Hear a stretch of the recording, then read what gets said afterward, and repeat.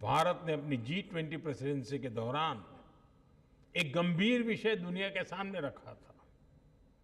इस विषय को मैं WTSA जैसे ग्लोबल प्लेटफॉर्म के सामने भी रखना चाहता हूं। ये विषय है डिजिटल टेक्नोलॉजी के ग्लोबल फ्रेमवर्क का, ग्लोबल गाइडलाइंस का। अब समय आ गया है कि ग्लोबल इंस्टीट्यूशंस को ग्लोबल गवर्नेंस के लिए इसके महत्व को स्वीकारना होगा।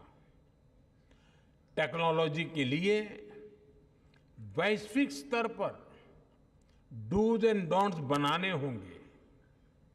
आज जितने भी डिजिटल टूल्स और एप्लीकेशंस हैं वो बंधनों से परे हैं, किसी भी देश की बाउंड्री से परे हैं। इसलिए कोई भी देश अकेले साइबर थ्रेट से अपने नागरिकों की रक्षा नहीं कर सकता। इसके लिए हमें मिलकर काम करना होगा। ग्लोबल संस्थाओं को आगे बढ़कर जिम्मेदारी उठानी होगी। हम जानते हैं, हमारा अनुभव, जैसे हमने एविएशन सेक्टर के लिए एक ग्लोबल रूल्स एंड रेगुलेशन का फ्रेमवर्क बनाया है, वैसे ही फ्रेमवर्क की जरूरत डिजिटल वर्ल्ड को भी है। और इसके लिए WTSA को और अधिक सक्रियता से काम करना होगा। मैं WTSA से जुड़े हर सदस्य से कहूंगा कि वो इस दिशा में सोचें कि कैसे टेलीकम्युनिकेशन को सभी के लिए सेफ बनाया जाए। इस इंटरकनेक्टेड दुनिया में सिक्योरिटी किसी भी तरह से आफ्टर थॉट नहीं हो सकती।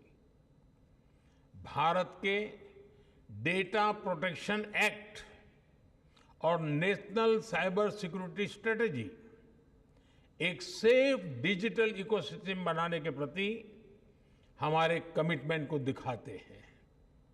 मैं इस असेंबली के सदस्यों से कहूंगा, आप ऐसे स्टैंडर्ड्स बनाएं जो इंक्लूसिव हो, सिक्योर हो और भविष्य के हर चैलेंज के लिए एडेप्टेबल हो। आप एथिकल AI और डेटा प्राइवेसी के ऐसे ग्लोबल स्टैंडर्ड्स बनाएं जो अलग अलग देशों की डाइवर्सिटी का भी सम्मान करें। साथियों, ये बहुत जरूरी है कि आज के इस टेक्नोलॉजिकल रिवॉल्यूशन में हम टेक्नोलॉजी को ह्यूमन सेंट्रिक डायमेंशन देने का निरंतर प्रयास करें। हम पर ये जिम्मेदारी है कि ये रिवॉल्यूशन रिस्पॉन्सिबल और सस्टेनेबल हो। आज हम जो भी स्टैंडर्ड सेट करेंगे उससे हमारे भविष्य की दिशा तय होगी। इसलिए सिक्योरिटी, डिग्निटी और इक्विटी के प्रिंसिपल्स हमारी चर्चा के केंद्र में होने चाहिए। हमारा मकसद होना चाहिए कि कोई देश, कोई रीजन और कोई कम्युनिटी इस डिजिटल युग में पीछे न रह जाए।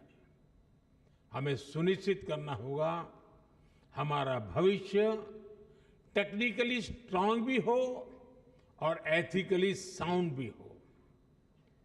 हमारे भविष्य में इनोवेशन भी हो, इंक्लूजन भी हो